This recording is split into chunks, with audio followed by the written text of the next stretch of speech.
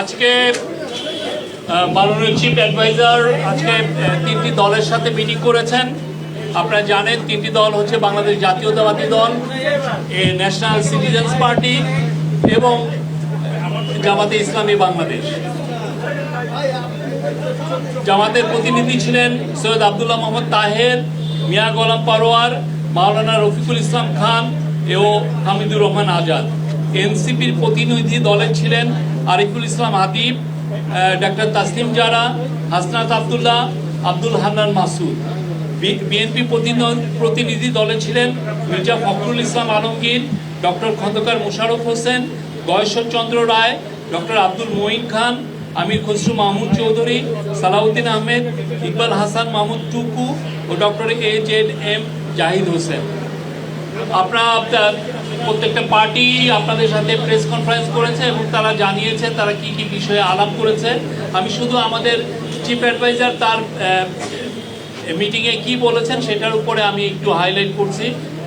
প্রধান উপদেষ্টা জানিয়েছেন, স্পষ্টভাবে জানিয়েছেন তিনি জাতির উদ্দেশ্যে ভাষণে নির্বাচনের যে সময় ঘোষণা করেছেন নির্বাচন সেই সময়ের মধ্যে হবে, অর্থাৎ ফেব্রুয়ারির প্রথমার্ধে একটি অবাধ, সুষ্ঠু ও উৎসবমুখর পরিবেশে নির্বাচন অনুষ্ঠিত হবে।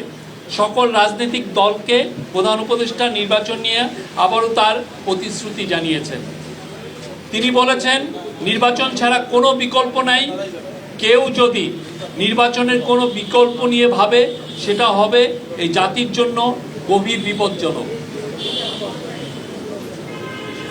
আজকে মিটিংগুলোর মাঝামাঝি সময়ই চিফ অ্যাডভাইজারের সাথে vice president of national consensus commission doctor Ali Riaz এবং প্রধান উপদেষ্টার বিশেষ সহকারী মুনির হায়দার দেখা করেছেন।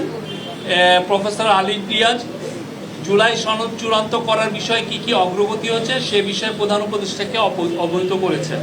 এর পাশাপাশি রাজনৈতিক দলগুলো জুলাই সনদ বাস্তবায়নের বিষয়ে কি মতামত দিয়েছেন সেটা নিয়েও আলোচনা হয়েছে। এই ছিল আজকে। আর আজকের মিটিংগুলোতে আদিলুর রহমান খান ছিলেন অ্যাডভাইজারদের মধ্যে, ডক্টর আসিফ নজরুল ছিলেন, ডক্টর ওয়াহিদুদ্দিন মাহমুদ ছিলেন এবং national security adviser doctor Khalilur Rahman ছিলেন। Thank you. একটা প্রশ্ন, সেটা হলো যে প্রধান নির্বাচন প্রধান উপদেষ্টা শুধুমাত্র তিনটি রাজনৈতিক দলকে ডেকেছেন, এদেশে তো আরো অনেক রাজনৈতিক দলগুলো আছে, তাদেরকে আবার ডাকা হবে কিনা সেটা কাউন্সিল অফ অ্যাডভাইজার দেখবেন। জাতীয় পার্টি আর একটা বিষয়,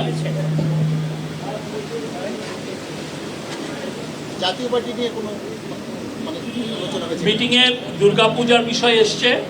আপনারা জানেন সেপ্টেম্বরের শেষ সপ্তাহে দুর্গাপূজা শুরু হবে। দুর্গাপূজা ঘিরে যেন দেশে কোনো ধরনের ষড়যন্ত্র কেউ যেন অস্থিতিশীল পরিস্থিতি সৃষ্টি করতে না পারে সে বিষয়ে সকল রাজনৈতিক দলকে সজাগ থাকার এবং সকলের সহযোগিতা চেয়েছেন প্রফেসর মোহাম্মদ ইউনূস। জাতীয় পার্টির সাথে কোনো আলোচনা হয়েছে? জাতীয় পার্টি বিষয়ে আলোচনা হয়েছে। এক একটা পার্টি এক এক রকমের তাদের মতামত দিয়েছেন, চিফ অ্যাডভাইজার এটা শুনেছেন। জামায়াতের পক্ষ থেকে বলা হয়েছে যে আইন শৃঙ্খলা পরিস্থিতি এবং অন্যান্য যে বিষয়গুলো সেখানে তারা নির্বাচন নিয়ে নীল নকশা দেখতে পাচ্ছে, সেই বিষয়টা তারা তাদের বক্তব্য আপনাদেরকে জানিয়েছেন। আমাদের এখানে নতুন করে অ্যাড করার কিছু নেই। সন্তুষ্ট মনে হয়েছে দলগুলো? খুবই সৌহার্দ্যপূর্ণ পরিবেশে খুবই আন্তরিক মিটিং হয়েছে। আমি বলবো যে আপনারা জানেন গত 13 মাস এই গভর্নমেন্ট যে দায়িত্ব গ্রহণ করার পরে আমরা চলমান একটা ডায়ালগ আছে, প্রত্যেকটা পার্টির সাথেই আমাদের খুবই ভালো আলোচনা হচ্ছে এবং আজকের যে তিনটা পার্টির সাথে যে আলোচনা হলো খুবই বলবো যে সৌহার্দ্যপূর্ণ ফ্রেন্ডলি পরিবেশে হয়েছে এবং অনেকক্ষণ ধরে আলোচনা হয়েছে। জামাতের পক্ষ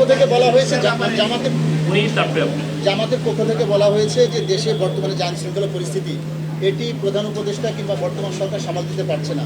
জাতীয় নির্বাচন একটি বড় বিষয়, সেই বিষয়টা সামাল দেওয়ার সক্ষমতা এই সরকারের আছে কিনা, এই বিষয়ে আপনার কি বলবেন? এই বিষয়ে আমরা তো কাজ করছি এবং আমরা প্রধান উপদেষ্টা বলেছেন যে খুবই নির্বাচন সুষ্ঠু, ফেয়ার, পিসফুল এবং ফেস্টিভ হবে, উৎসব মুখর পরিবেশও হবে এবং উনি বারবার তো এর আগে বারবার বলেছেন এটা বাংলাদেশের ইতিহাসে one of the best election হবে।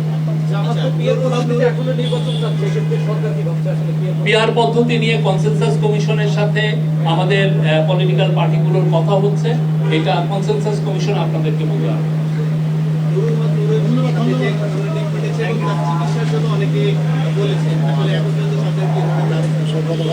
গতকালকে আমরা এটা নিয়ে একটা বড় প্রেস রিলিজ দিয়েছি, আমরা বলেছি তার যদি প্রয়োজন হয় সেক্ষেত্রে বিদেশেও পাঠানো হতে পারে, এটা আমরা কালকে জানিয়েছি।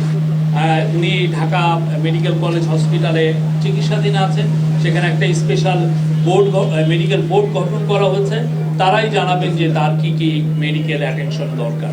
চট্টগ্রাম বিশ্ববিদ্যালয়ে গ্রামবাসীর সাথে শিক্ষার্থীদের যে সংঘর্ষ, চট্টগ্রাম বিশ্ববিদ্যালয়ে যে আজকে দিনব্যাপী যে সংঘর্ষ চলছে, এই বিষয়ে কোনো ধরনের উদ্বেগ আছে কিনা, বা এই বিষয়ে সেখানে স্থানীয় সরকার, স্থানীয় ডিসি, এসপি তারা এটা নিয়ে কাজ করছেন এবং এটা স্থানীয় প্রশাসন, তারপরে চিরাং ইউনিভার্সিটি কর্তৃপক্ষ সবাই নিয়ে এটা নিয়ে কথাবার্তা বলছেন। আমরা আশা করছি যে এটা আজকে রাতের মধ্যে এটা নিয়ে আর ভালো একটা মিটিং হবে। Thank you. Thank you.